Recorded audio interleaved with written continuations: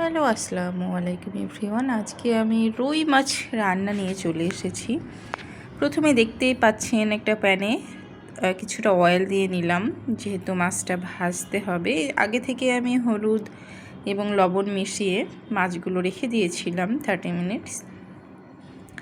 এখন হালকা আছে তেলটা গরম করছি যেন লেগে না যায়। এরপর আমি একের পর এক মাছগুলো দিয়ে দিব। যেহেতু আমরা মাত্র 2 জন আছি, তো আসলে এত মাছ রান্নার প্রয়োজনই পড়ে না। তারপরেও আরও কিছু তো রান্না হবে ডেফিনেটলি। আপনারা নতুন নতুন ব্লগ দেখতে চাইলে অবশ্যই আমি সব কিছু জানাবো। এরপর দেখলেন মাছ ভাজা শেষে আমি কাঁচামরিচ, পেঁয়াজ এগুলো আসলে সব ভেজে নিচ্ছি।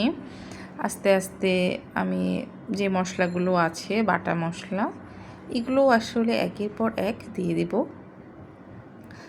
আপনারা একটু একটু ভেজে নেবেন, তাহলে পেঁয়াজের যে স্মেলটা আছে এটা আসলে চলে যাবে। আমি খুব হালকা করে ভেজে নিচ্ছি, র করে।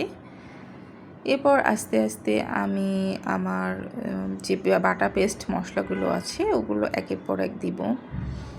যেমন এই তো দিচ্ছি আদা, জিরা গুঁড়ো দিচ্ছি, তারপর ধনিয়া গুঁড়া দিব,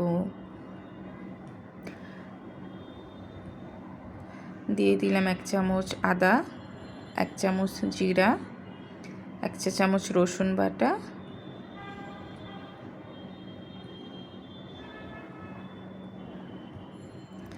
এবং এই মিশ্রণটি ভালোভাবে আসলে নেড়ে নিচ্ছি। আপনারা নাড়তেই থাকবেন। আমি খুবই লো ফ্লেমে দিয়েছি যেন পুড়ে না যায়। একটু বেশি জাল হলে আসলে মশলাগুলো পুড়ে যায়। তো আমি হলুদ দিয়ে নিচ্ছি এবং শুকনো যেই ইনগ্রিডিয়েন্টসগুলো আছে ওগুলো একের পর দিয়ে নেবেন। পর দিয়ে নিচ্ছি মরিচের গুঁড়া।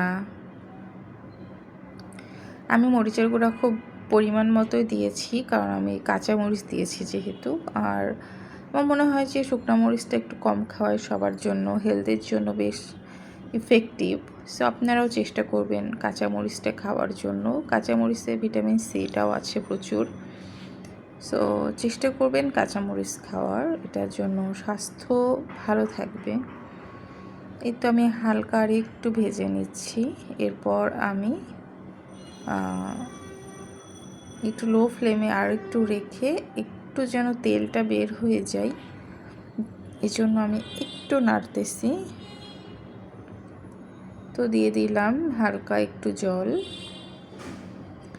এটাতে আর একটু যে অয়েল বের হয়ে যাবে, একটু কষিয়ে নেওয়ার পরে আমরা আসলে তারপর আবার আরেকটু ঢাকনা খুলে এই তো নেড়ে দিচ্ছি।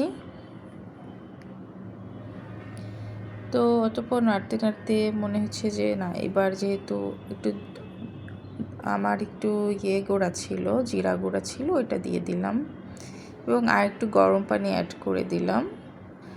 তারপর এটা আবার ঢাকনা দিয়ে ঢেকে কিছুটা, এই তো মাছগুলো আমি দিয়ে দিচ্ছি। তো মাছটা কিছুক্ষণ হবে, 10 মিনিট মতো হয়ে যাওয়ার পরে দেখতেই পাচ্ছেন আমার মাছ রেডি এবং সুন্দর একটা অয়েল উঠে গিয়েছে মাছ।